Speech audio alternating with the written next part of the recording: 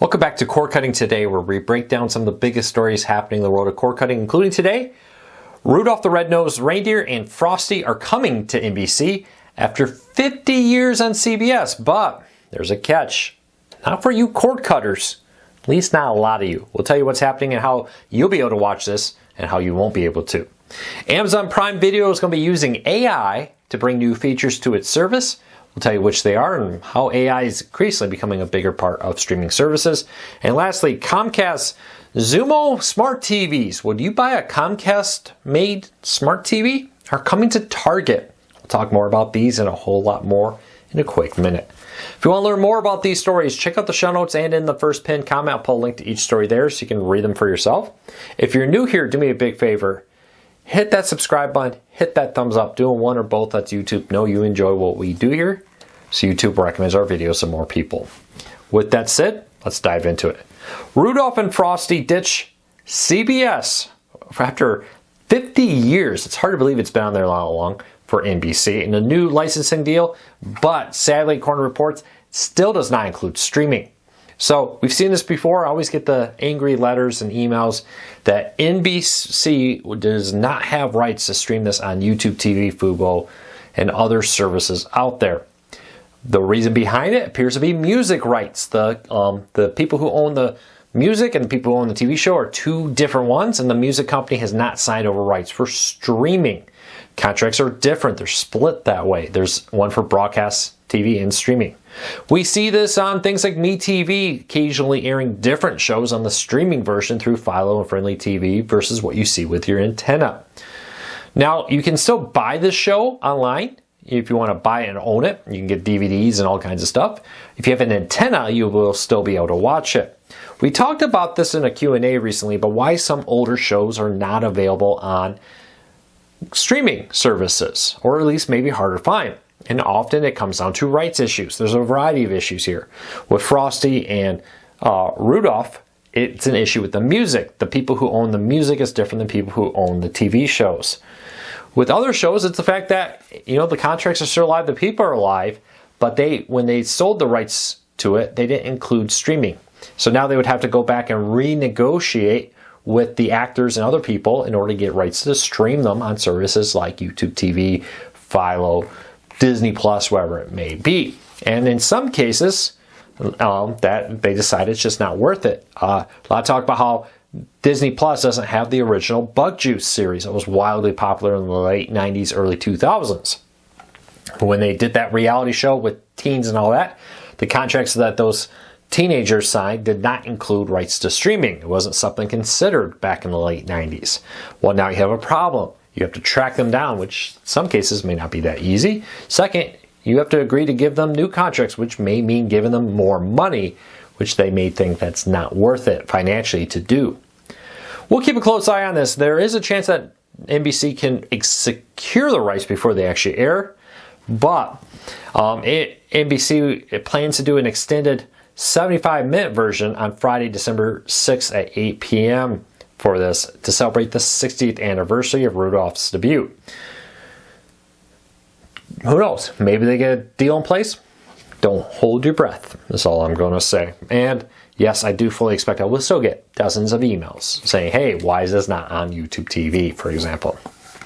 All right, Amazon yesterday announced a new feature for Prime Video. It's taken its X-ray vision, which is when you pause Prime Video, it pops up stats, figures, who's in that scene you're looking at, all kinds of stuff, depending if you're watching sports, movie, television show. They're going to use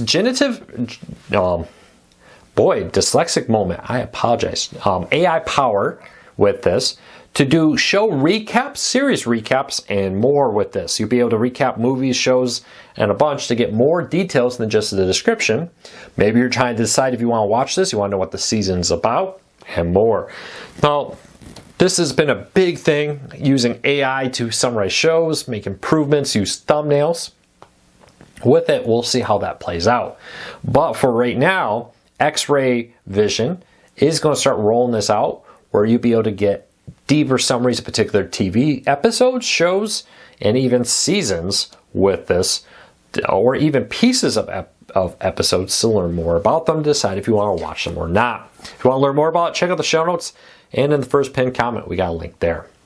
Comcast's new Zumo TV branded smart TVs, these run the Comcast OS, they're a smart TV from Hisense, will be coming to Target as a partnership here to expand their reach. Now, originally reported as coming soon to online and in stores, we received reports and Comcast confirmed that in some areas, these are already for sale online and in stores. So you can check that out where they're now available. But that raises the question, would you use Comcast Zumo as your main streaming player? You know, when this first came out and they talked about this, I said wouldn't recommend it. Didn't support most of the major apps. And while I do think it still lacks behind things like Roku, Fire TV, Apple TV, they've made huge leaps forward in app support, bringing more major apps. For the most people, I think we're having the majority of the apps and streaming services people would want. But it does lock you into the Comcast system, for many people raising questions if they want to do that or not.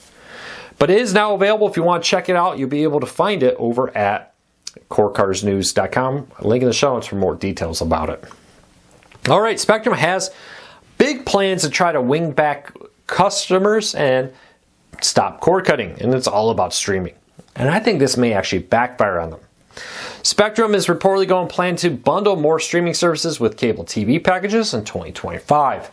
The problem I have with this, and it's pretty simple, they're going to take more streaming services like you've already seen with Disney and others, include them with cable TV packages, and then you'll be able to find that cable TV package included in your streaming with your streaming services. So you get cable channels and Max, Disney Plus, Hulu, ESPN Plus, and who knows what else included.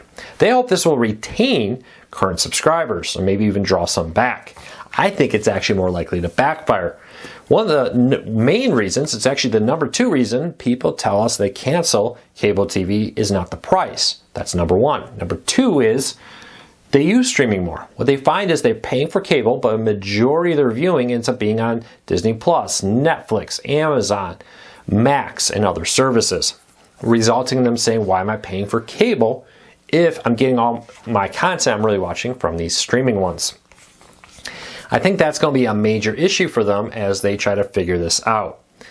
With all that, we will have to play it by ear. I really do believe it's a major issue for them to try to figure out how to move forward. Now, could this help keep some? Sure. I think in the long run, this is actually going to push more customers to cord cutting, hurting the company. Let me know what you think. Do you think them bundling services with cable will more likely keep you paying for cable? Or do you think it's for many people just going to push them into the world of streaming, leaving them questioning, why are we paying for Spectrum's cable when 90% of my watching is over here? Leave a comment, let me know. Paramount Global is facing a class action lawsuit, or a lawsuit here that I think they're hoping to turn into class action with this. According to a report from the Hollywood Reporter, that seeks at least $5 million, claiming that they violated California's Video Protection Privacy Act. What at issue here is that they claim that Spectrum illegally shared the what people were watching and what people were viewing online with third parties without the permission of those being viewed. Now in California, that's illegal. You have to get permission to share people's viewing habits with others. So we'll have to keep a close eye on this. These kind of ones pop up. Sometimes they're dismissed. Sometimes I think streaming companies try to settle these because they view $5 million as cheaper than paying lawyers, where it feels like you pay thousands of dollars for a single email.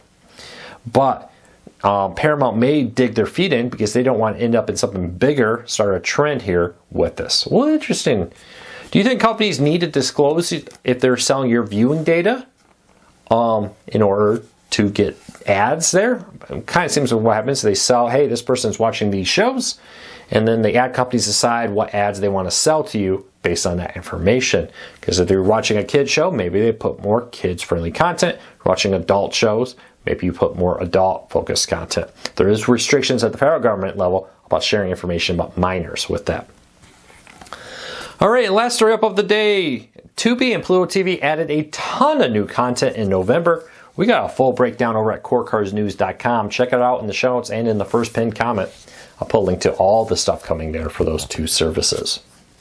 Well, that's it for today. I hope you have a fantastic day. Take care. Be safe.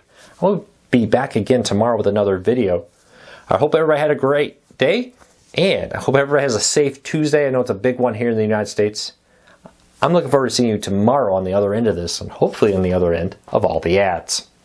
Until then, be safe, everybody. I'll talk to you all real soon.